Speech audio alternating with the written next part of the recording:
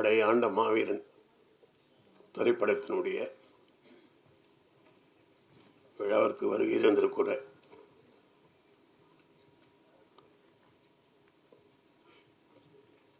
நீதியரசர் அவர்களுக்கும் தயாரிப்பாளர் அண்ணன் பாண்டியன் அவர்களுக்கும் இயக்குனர் பேரரசு மற்றும் மேடையில் இருக்கக்கூடிய அனைத்து பெரியோர்களும் முன்னாடி இருக்கிறவங்க, குறிப்பாக பத்திரிகையாளர்கள், ஊடக நண்பர்களுக்கு நன்றி. இன்றைய ஊடக நண்பர்களும் பத்திரிகையாளர் தான் உண்மையான ப்ரொடியூசர். நம்மளை பூஸ்ட் பண்ணணும்ல, ஆள் பாதி ஆடை பாதி எடுத்துட்டா மட்டும் போதாது, அது எல்லா மக்கள்கிட்டும் கொண்டு போய் சேர்றதுக்கு அவங்க தான் இப்போ இனிமேல் அடுத்த முதலாளி. அவங்க தான் என்னெல்லாம் பத்திரிகையாளர் தான் தூக்கி விட்டாங்க, ஓஹோன்னு தள்ளி விட்டாங்க ரொம்ப எல்லாம், நலி சுந்தரராஜன் போன்றவங்கெல்லாம். அது மாதிரி நீ நினச்சா 50% 100% ஆகிடலாம். அந்த வகையில் முதல்ல அவங்களுக்கு வணக்கம் சொல்லிக்கிறேன். இங்கே பேசும்பொழுது தயாரிப்பாளர் ஒருத்தர் பேசினார், ஒரு கூட்டு முயற்சின்னு சொன்னார். நான் கூடி வாழ்ந்தால் கோடி நன்மைன்னு ஏன் படம் பேர் பேச்சுன்னு தெரியுமா? ஒன்றா இருக்க கற்றுக்குன்னு ஏன் வச்சுன்னு தெரியுமா? திருப்பி அதையும் ஏன் சொல்கிறேன்னா, சொந்த பந்தங்களும் ஒன்றா இருக்க மாட்டான், பாதியில் சண்டை போட்டு போயிடுறான். தமிழ்நாட்டில் எங்கே போனாலும் பார்த்தீங்கன்னா ஏதாவது சமுதாய உணர்வு இருக்கிறது தப்பு இல்லை, இருக்கணும். இல்லைன்னா நீ எப்படி தமிழன் நான் கண்டுபிடிக்கிறது? சமுதாய உணர்வு கண்டிப்பாக இருக்கணும். சமுதாயம் வேற, ஜாதி வேற. நான் மறுபடியும் சொல்கிறேன், சமுதாயம் என்பது வேற, ஜாதி என்பது. சமுதாயம்னா என்னன்னா, நான் யார் தெரியுமா? எங்கள் அப்பா யார் தெரியுமா? என் பாட்டன் யார் தெரியுமா? இந்த மண்ணில் இவன் தான் இதை கட்டினான்னு சொல்கிறது சமுதாயம். சாதின்றது என்ன தெரியுமா? இவனோட நான் பெரிய ஆள், என்னோட இவனுக்கு கொம்பு வலிச்சிக்குன்னு சொல்கிறது. சாதி தமிழ்நாட்டை அழித்து விடும், சமுதாயம் தமிழ்நாட்டை வாழ வைக்கும். சமுதாய உணர்வு தேவை, இல்லை நீ தமிழ்னு கண்டுபிடிக்க முடியாதுல்ல. அதனால் ஒரு சமுதாய உணர்வோடு இருக்கக்கூடியவர் தான் தம்பி. இப்போ இது பல பேர் ஒன்றா சேர்ந்து இந்த படத்தை எடுத்திருக்காங்க. நான் உங்களுக்கு ரொம்ப நன்றி சொல்லணும். ஏன்னா நான் கூட 4-5 பேர் வச்சு தான் கூட்டு முயற்சியில் தான் படம் எடுத்தேன். அதில் என்னென்னா, ஒரு நம்ம குடும்பத்தில் ஒரு பையன் என்ன பண்ணுவான், ஒரு பைக் கேட்பான். 10 வருஷம் 5 வருஷம் இழுக்கு அடிக்கிறவங்களாம் இருக்காங்க. இன்னும் இதுக்குள்ளே உனக்கு பைக்கு வாங்கி தரேன்னு சைக்கிள் வாங்கி கொடுக்குறதுக்கே ரொம்ப நாள் இழுக்கு அடிக்கிறவங்களாம் இருக்காங்க. பங்காளி ஒரு 5,000 கொடுக்க வேண்டியது இருந்ததுன்னா அடிச்சுக்கிறது நம்ம பார்த்துருக்குறோம். வரப்பு சண்டை பார்த்துருக்குறோம். வரப்புலேயே ஒரு மரம், இந்த மரம் எனது ஒன்றுதுன்னு பங்காளிங்க வெட்டிக்கிறதுலாம் பார்த்துருக்குறோம். அப்போ பொருளாதாரத்துக்காக சண்டை போட்டுக்கிறதுலாம் நம்ம தமிழ்நாட்டில் எல்லாத்தையும் பார்க்குறோம். அப்பாவுக்கு 2 ரூபா அதிகமாக கொடுக்க மாட்டான்னு அப்பா என் புள்ள இல்லைன்னு மண்ணவாரி விடுறதெல்லாம் பார்க்குறோம். ஆனால் தயாரிப்பாளர்கள் யார் பெத்த கௌதமனுக்கோ இவங்களாம் காசை போட்டு படம் எடுக்கிறாங்கன்னா இவங்க கடவுள் மாதிரி தானே. பங்காளிக்கு புள்ளிக்கே பைக் லேட்டாக வாங்கி தரேன்னு சொல்கிறவங்க இவரை நம்பி ஒரு மனிதனை படம் போடுறாங்கன்னா அவங்க தான் மிகப்பெரிய வழிகாட்டி. யார் செய்வா? செய்யவும் மாட்டாங்க. அதனால் தயாரிப்பாளர் என்பவர்கள் நிச்சயமாக குலதை. அவங்க திரும்பி அந்த பணத்தை எப்படியாவது கவர்மெண்ட் எடுத்து கொடுத்துட்டா அவங்க இதை விட பெரிய படம் எடுக்கிறதுக்கு அவங்களே உதவி பண்ணுவாங்க. இப்போ அவங்களுக்கு என்ன பண்ணுவாங்க தெரியுமா? பல பேர் படமாக எடுக்கிறீங்க, கௌதம் படத்துக்கு எல்லாம் செலவு பண்ணுறீங்களா, எல்லாம் கொழுத்து போச்சு எல்லாம் அப்படின்வான். ரிட்டையர்ட் ஆன பணத்தை கொண்டு போய் கொடுத்துக்கிறேன்னுவான், கிண்டலாக பேசுவான். ஜெயிக்கிற வரைக்கும் நம்மளை நம்ப மாட்டாங்க இல்லையா? ஜெயிச்சிட்ட பிறகு அப்புறம் இவங்க போய் ஊரில் யாருக்கிட்டையாவது இந்த மாதிரி கௌதம் வச்சு ஒரு படம் எடுத்தேன், ஜெயிச்சிட்டேன், அந்த காசு வந்துருச்சுன்னு வாங்கின இடத்துல கொடுத்தாங்கன்னா அதுக்கப்புறம் நீ முதலே போட வேணாம், அவங்களா கொண்டு இதை வச்சுக்க தம்பி நல்ல ராசிப்பா அப்படின்னு ஆரம்பிச்சிடுவாங்க இல்லையா? இது எப்பயுமே திருவள்ளுவர் கலைக்கூடன்னு பேர் வச்சேன் நான் என் கம்பெனிக்கு. என்ன திருவள்ளுவர் என்ன ஃபைனான்ஸரா? அவர் எதுக்கு பேர் வைக்கிற? இதெல்லாம் வச்சா ஓடுமையா? திருக்குறள்லாம் சொன்னால் யாருக்கு புரியும்? நீ படம் முழுக்க திருக்குறள் சொல்லி தொலைக்க போகிற. இந்த படமும் 2 பேர் வாங்காமல் ஓடிவிட்டார் திருச்சி பக்கத்தில் இருக்கிறவன். அப்புறம் படம் ஓடி போயிடுச்சு திருவள்ளுவர் கலைக்கூடத்தில். அதுக்கப்புறம் வந்தவனே சொல்கிறாரு, அந்த திருவள்ளுவர் மேலேயே எடுங்க, சென்டிமெண்ட்டுன்றான். ஓடிட்டா சென்டிமெண்ட்டும், ஓடலைன்னா என்ன பண்ணுவோம் தெரியுமா? தரித்திரன்டுவான். அதனால் வெற்றி தான் நிர்ணயிக்குது இல்லையா? அதனால் வெற்றி தான் முக்கியம். வெற்றின்றது அந்த ப்ரொடியூசர் போட்ட பணத்தை எடுத்து கொடுத்துட்டீங்கன்னா வாழ்நாள் முழுசும் அவங்களே ஆளுங்களை பிடிச்சி உங்களுக்கு கொடுத்துருவாங்க. அதனால் அதுக்கு முதல்ல அவங்களுக்கு வணக்கம். ஏன்னா கௌதமனை நம்பி படம் எடுத்தாங்களே அப்படின்னு. இப்போ நான் கௌதமன் ஒரு வார்த்தை சொல்லணும். நான் படம் நீங்கள் ஹீரோ தான் எடுக்கும் பொழுது 5 சின்ன பசங்களை போட்டேன், வாலிப பசங்க. அந்த 5 பேரில் கௌதம் ஒருத்தர். அந்த 5 பேர் வருவாங்க. எப்படி வருவாங்க தெரியுங்களா? சினிமாவுக்கு வரத்து முன்னே சினிமாக்காரனாக இருப்பான். சில பேர் சினிமாவில் வந்து ஜெயிச்சு ஒரு 100 படம் கொடுத்து எம்ஜிஆருக்கு ஒரு ஸ்டைல் பண்ணிக்கிட்டாருன்னா பரவாயில்ல, சிவாஜி கணேசன் பெரிய ஆளாகிட்டு ஸ்டைல் பண்ணிக்கிட்டா பரவாயில்ல, ரஜினி பெரிய ஆளாகி கமலாகி பெருசாக பண்ணால் பரவாயில்ல. சில பேர் சினிமாவுக்கு வந்தால் பண்ணிக்கிட்டு இருந்தால் தான் நம்மளை மதிப்பான்னு வரும்பொழுது அப்படி வருவான் அப்படி வருவான் என்ன பண்ணுவான். அங்கே ஷூட்டிங்கில் நாங்கள் சின்ன படம் எடுக்கிறோம். சில வேலைகள்லாம் இருக்கும். மக்களை ஓட்டணும், ஜனங்க கூட்டம் நிறைய வந்துடும், சாப்பாடு பரிமாறுறது சில வேலைகள்லாம் இருக்கும், கொஞ்சம் லேட் ஆகிடும், சில வேலைகள்லாம் இருக்கும். அதுலேயும் சில பசங்க பசங்க வரும்போதே சினிமாக்கார மாதிரி அப்படி ஒரு ஷார்ட்டில் ஏதோ நடிச்சுட்டு சிவாஜி சார் மாதிரியான் ஒரே டேக்லேயே நடிச்சுட்டாரான். அப்படி போய் ஓரமாக நிற்கிற மாதிரி புது பையன் எத்தனைக்கும். ஆனால் கௌதமன் எப்படின்னா அந்த நடிக்கிற நேரம் போக கூட்டத்தை ஒதுக்கிறது, அவங்கக்கிட்ட அந்த ஊருக்காரங்கக்கிட்ட வந்து இடம் நடிக்கிறதுக்கு நாங்கள் என்ன பண்ணோம், சும்மா பெரியா கூட இடம் பிடிப்போம் இல்லையா ஷூட்டிங்கு, அதை போய் கேட்கறது. இவன் ஏதோ ப்ரொடியூசர் மாதிரி இருப்பான், அசிஸ்டன்ட் டைரக்டர் மாதிரி இருப்பான், எல்லா வேலையும் செய்வான். அப்போ தான் நினச்சேன் ஒரு சினிமாக்காரன் இல்லை, இவன் இந்த தமிழ் மண்வாசனக்காரன் அப்படின்னு. அப்போ ஆளினால் வேலை செஞ்சாப்ல. அப்போவே அவர்கிட்ட ஒரு குணம் இருந்தது, இது நம்ம படம், இது எப்படியாவது நல்லா வரணும் அப்படின்னு. பேசுறதுல கூட மரியாதை, கோவப்பட்டால் கூட மரியாதையாக தான் பேசுவான். கோவக்காரன் தான், ஆனால் மரியாதையாக தமிழில் நல்லா கோவப்படுவான், தமிழில் கோவப்படுவான். அதான் முக்கியமான விஷயம். அப்படி இருந்தோம்னா அதுக்கப்புறம் தான் நம்ம சீரியல் பார்த்தேன், சந்தனக்காடு அது இது. நல்லாவே ஒரு தமிழ் உணர்வு உள்ள ஒரு அற்புதமான இளைஞன். அரசியல் பார்வை இருக்குது, அவருக்கு வந்து ஏதாவது சாதிக்கணுன்ற எண்ணம் இருக்குது. இவரை நம்பி நீங்கள் பண்ணவங்களுக்கு முதல்ல நான் நன்றி. ரெண்டாவது, தமிழ்நாட்டில் உலகம் தழுவி பெரிய படமும் வரணும். ஒரு தோட்டம்னா ஒரு ஆலமரமும் இருக்கணும், அரச மரமும் இருக்கணும், அங்கே நெல் வயலும் இருக்கணும். எல்லாம் இருந்தால் தான் ஒரு பெரிய தோட்டம்னு சொல்ல முடியும். ஆனால் ஒன்று மட்டும், ஆலமரம் இருக்குல்ல, அதில் போய் நிழல் கிடைக்கும், அரச மரத்தில் நிழல் கிடைக்கும். ஆனால் ஜாண்டோன்னுக்கிற நெல் தான் நம்மளை உயிரை வாழ வைக்கும். ஆலமரத்தையும் அரச மரத்தையும் நம்பி வாழ முடியுமா நம்மளால்? சோறு போடுமா அது? ஆனால் உழவுன்னு இருக்கிற நெல் செடி இருக்குல்ல, அதில் வரக்கூடிய அரிசி தான் நம்மளை வாழ வைக்குது. அதனால் எவ்வளோ பெருசுன்றது முக்கியம் இல்லை, அது என்ன நம்ம உயிருக்கு பயன்படுதான்றது. நெல், ஒரு ஜான் நெல் வந்து வாழ வைக்கிறத ஒரு ஆலமரமும் அரச மரமும் செய்ய முடியாதுன்னும் போது பெரிய படங்கள் என்றைக்குமே வந்து சமுதாயத்தை மாற்றத்தை கொண்டு வந்தது இல்லை. ஒரு 16 வயதில் எடுத்துக்கோ, கிரெயின் ட்ராலி போகிறதுக்கோ கிரெயின் வைக்கிறதுக்கு கூட காசு இல்லாமல் பாரதிராஜா கஷ்டப்பட்டார். அவர் ஏதோ ஒன்று இதில் கைத்தை கட்டியெல்லாம் சும்மா ட்ராவல் மாதிரி இது கிரெயின் மாதிரிலாம் பண்ணாராம். ஒரு 7-8 லட்சத்தில் பண்ண ஒரு படம் இன்றைக்கும் பேசப்படுகிறது. சின்ன பட்ஜெட் படங்கள் தான் மிகப்பெரிய சாதனை. அது நான் சொல்கிறது ஜானோன்னு நெல். இந்த 600 கோடி 700 கோடியெல்லாம் என்னென்னா ஆலமரம் அரச மரம் மாதிரி எனக்கா கொஞ்சம் வெயிலுக்கு போய் அப்படி தங்கிக்கலாம், அவ்வளோதான். அதுக்கு மேலெல்லாம் கிடையாது அது. அதனால் சின்ன பட்ஜெட்டில் நல்ல தரமான படங்களை கொடுக்குற அந்த எதிர்பார்ப்பு இருக்குது சமுதாயத்தில், கொடுக்குறாங்க, இன்றைக்கும் கொடுக்குறாங்க. அந்த வகையில் கௌதமனுடைய படைப்புகள் வரவேற்கிற. ரெண்டாவது, கௌதமனுக்கு ஒரு மண் வாசனை இருக்குது. ராஜகிரண் இருக்கார் இல்லையா, நீ மறுபடியும் சொல்கிற ராஜகிரண் சார் மாதிரி. சீமான் இங்கே வாப்பா, நீ வாப்பா, நீ வா. என்னது இது?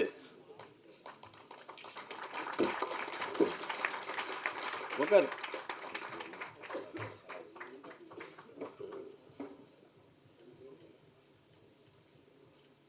அதனால் இன்னைக்கு பார்த்தீங்கன்னா பெரிய படங்களை வரது நான் தப்புன்னு நான் சொல்லலை, வாங்க உலகம் தழுவிய லெவலுக்கு சொல்லுங்கள். ஆனால் இந்த ஊரில் ரிலீஸ் பண்ணுறீங்க, இந்த ஊர் கலாச்சாரம் பண்பாடே இல்லாமல் என்னத்துக்கு இந்த ஊரில் ரிலீஸ் பண்ணணும்? தமிழ்நாட்டு மக்களையும் அவங்களுடைய வாழ்க்கையையும் நம்மளுடைய பொருளாதாரத்தையும் அரசியலையும் சொல்லாத படம் தமிழ்நாட்டில் வரக்கூடாது. இது என்ன தமிழ்நாடு என்ன வந்துட்டு போகிற ஒரு விருந்தாடி இடமா அது? அப்படி இருக்கிற பட்சத்தில் இவர் பாருங்கள், பேருங்களே இந்த காலத்தில் வந்து தமிழில் பேர் வர்றதே கிடையாது படங்களில். இது இங்கிலீஷ் படமா எதுன்னு தெரியல. இங்கிலீஷுக்காரன் கூட இங்கிலீஷை கொஞ்சம் மாற்றி வைக்கிறான். எல்லாமே ஆங்கிலத்தில் வருது. இது எங்களுக்கு கன்ஃபியூஷனாக இருக்குது. இது இங்கிலீஷ் படமா, ஒரு வேளை உள்ளே போயிட்டு தமிழில் வர மாதிரி. ஆனால் என் மாதிரி தம்பி படியாண்ட மாவீரன், நாங்கள் ப்ரொடியூசர் கவுன்சில் இருக்கும்பொழுது தோர்கார் பாண்டியன் கேட்டு பாருங்க, என்ன திட்டம் கொண்டு வந்துடுறீங்களா? தமிழ்னு பேர் தலைப்பு வச்சு எல்லாம் கொண்டு சப்சிடியே கிடையாது. இன்னும் இன்னைக்கு என்னமோ தெரியல, கோளாறு பண்ணி விட்டாங்க எல்லாம். சப்சிடி கிடையாது உனக்கு, தமிழ் தலைப்பு வரணும். அதுக்காக ராமதாஸ் ஐயா வந்து ரொம்ப போராடினார். நாங்கள் அவரோட இணைஞ்சது முதல்ல போராடணுங்கிறீங்களா? தமிழில் தலைப்பு வைக்கணுன்றதுக்காக ராமதாஸ் ஐயா எடுத்து போராடினா. சீமான் தம்பி சொல்லவே தேவையில்லை, அவர் எல்லா இடத்துலையும் அவர் பேச்சிலையும் சரி எல்லாத்துலையும் தெரியும் மணிக்கணக்காக தமிழை மறக்காமல் பேசுகிறாரு. ஆக என்னென்னா, தமிழ்நாட்டில் எல்லாரும் ஒன்றாலும் யார் ஒன்றாலும் வாங்க, ஆனால் வழக்கமாக ஆள்றதோ அனுபவிக்கிறதோ எங்ககிட்ட விட்டுருங்க. நீங்கள் விருந்தடியாக இருங்க. விருந்தடி உள்ளே படுத்துவிட்டு உள்ளூர்காரன் தென்னையில் பட்டுக்கிற வேலை இருக்கக்கூடாது. அது என்ன, அது பைத்தியக்காரத்தனம்ல. அது நான் ஒரு படம் எடுத்து தெரியுங்களா, வரவேட்டினார் செலவுப்பட்டினாவில் ஒரு 7 வீடு வச்சுருப்பார் ஒரு பெரியவர். கவுண்டமணி சார் கொஞ்சம் ஒரு அப்படி மாதிரி தான். எல்லாத்தையும் வாடகை விட்டுவிட்டு எவனும் வாடகை கொடுக்கறது கிடையாது. இவர் கட்சியில் தெருக்கு பின்ன வெளியில் இருக்கிற திண்ணையில் படுத்து கிடப்பார், பொண்ணாட்டிக்கிட்ட கட்டுப்பிடிக்கிறதுக்கு இடம் இல்லாமல். அவர் ஓனர். எதுக்கு சொல்கிறேன்னா, இப்படி தான் தமிழ்நாட்டில் இருக்கிறோம் நாம். எல்லாருக்கும் தமிழ் அதான் மறுபடியும் தம்பி சீமாலாம் இருக்கிறதுனால நல்லா கொஞ்சம் அரசியல் பேசலாம். ஏன்னா சீமான் என்பது ஒரு மைக். நான் 10 பேர்கிட்ட பேசுறதுனா சீமான் பேசினா 1,00,000 பேருக்கு போகிறோம். அது என்னென்னா, அந்த பொட்டன்ஷியாலிட்டி, தமிழ் ஆற்றல், நம்பிக்கை அதில் பண்ணார். நான் என்ன சொல்கிறேன், சொல்லிட்டே வந்தேனே டக்குன்னு. இல்லை தமிழில் பேர் வைக்கலாம், வரி சலுகை இல்லைன்னு நான் சொன்னோம். இப்போ டக்குன்னு சேர்க்காச்சு.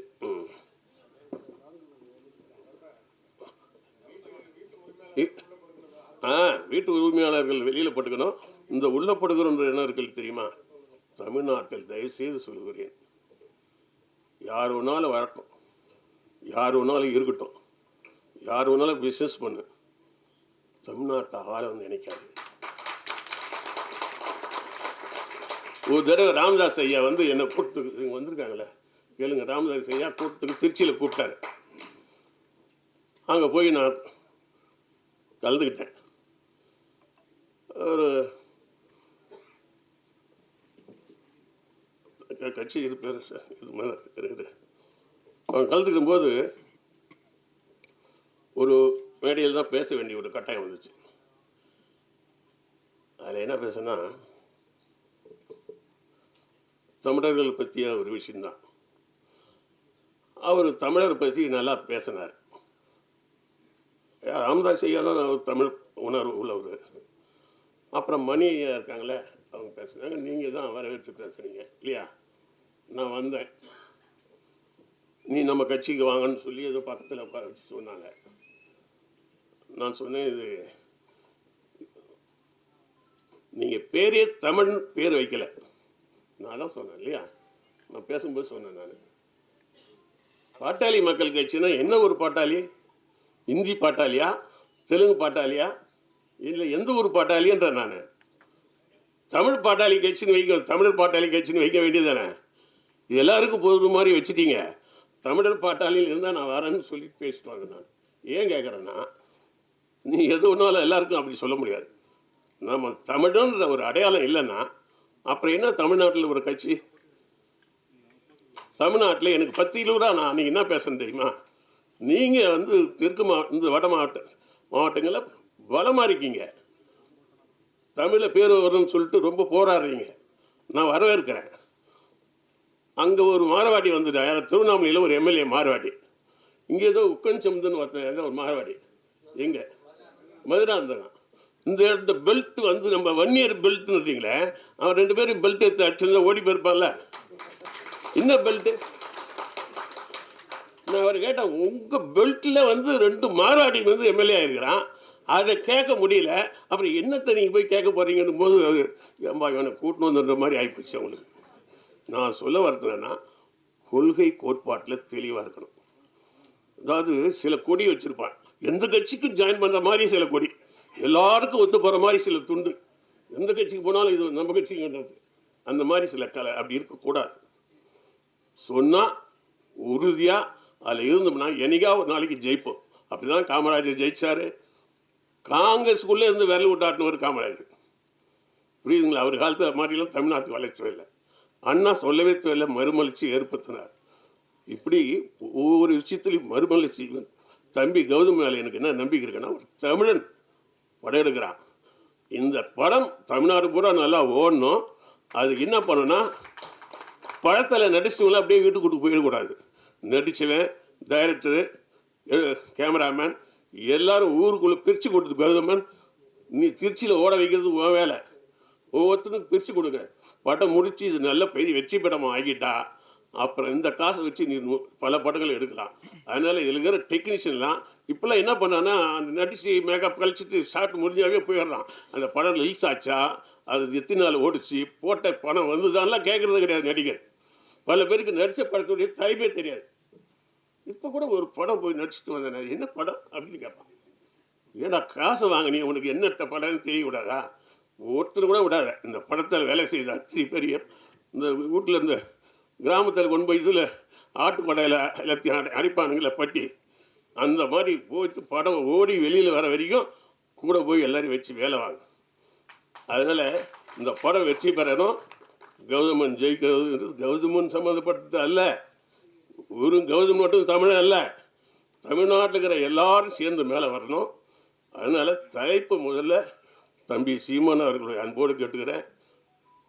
தலைப்பு தமிழில் இல்லைன்னா அது தமிழ் படம் இல்லை, ஒத்துக்காத. தமிழ்நாட்டை ஏன் ரிலீஸ் பண்ணுறேன், வேறு ஊரில் ரிலீஸ் பண்ணிட்டு அப்புறம் கொண்டு வாங்க, அப்படி எதுக்கு இது பண்ணுறீங்க? கமலஹாசன் சார் இப்போ ஒரு சின்ன ஒரு சீமான் தம்பி வந்து அழகாக அதுக்கு உடனே பதில் கொடுத்துருக்காரு, ரொம்ப பாராட்டணும். அதனால் கமல் சார் பாருங்கள், ரொம்ப நாளாக அவர் வந்து அவர் இந்தியன் மாதிரியே பேசியிருந்தார், இந்தியனாகவே இருந்தார். அவர் கட்டாயம் எம்பி ஆன உடனே தமிழ் ஆகிட்டார் இல்லையா? ஏதோ ஒன்று அனுபவம் அவரை கொண்டு வந்து அங்கே நிறுத்துறது தப்பு இல்லை. ஒரு மனிதனுக்கு ஞானம் லேட்டாக கூட வரும், முன்னாடி வர்றது பின் லேட்டாக தான் வரும். தமிழன்னு தைரியமாக ஒன்று சொன்னார், சிக்கல் வந்தது, ஆனால் பின்வாங்கலை. அவர் என்னென்ன காரணம், நிறைய படிப்பார், நல்ல ஒரு நாலேஜ் உள்ளவர். பார்த்தாரு, என்னமோ உலக நாயகன்றானுங்க, அப்புறம் இந்திய நாயகன்றானுங்க, ஒன்றும் காசு போட்டு பணம் போட்டால் திருப்பி வர மாட்டேது.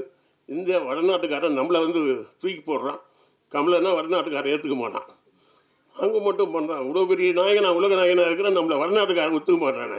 இதெல்லாம் பார்க்குறாரு, இன்னத்துக்கு போலியாக வாழணும், தமிழன்ட்ட முடிஞ்சு போச்சு.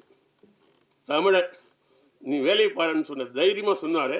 அதை தம்பி சீமன் அவர்கள் அழகாக பாராட்டினார். அந்த மாதிரி தம்பி கௌதமன் அவருக்கு உதவி பண்ண எல்லாம் தமிழ் யூனிட், இது தமிழர்களுக்கு உருவாக்கக்கூடிய படம்.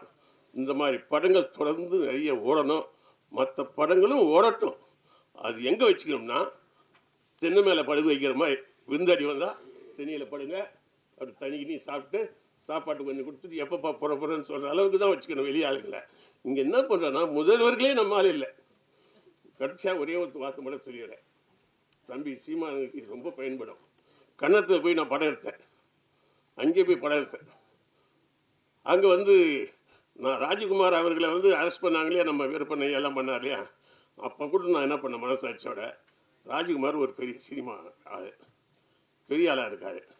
அதனால் நம்மால் தான் வீரப்பன் ஐயா கூட. ஆனால் ராஜகுமார் சினிமாவில் சாதிச்சவர், கஷ்டப்பட்டு மேலே வந்தவர்.